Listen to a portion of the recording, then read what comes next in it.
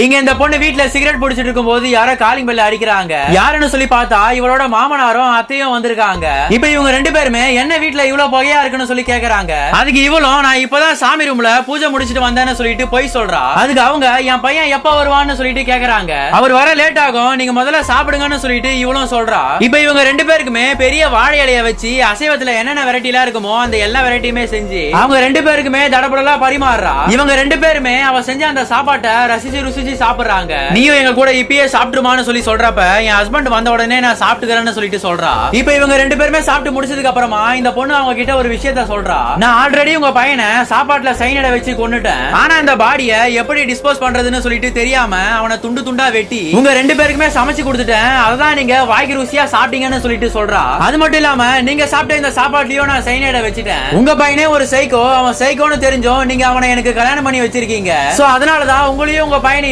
போட்டு தரலான்னு சொல்லிட்டு முடிவு பண்ணிட்டேன்னு சொல்றா.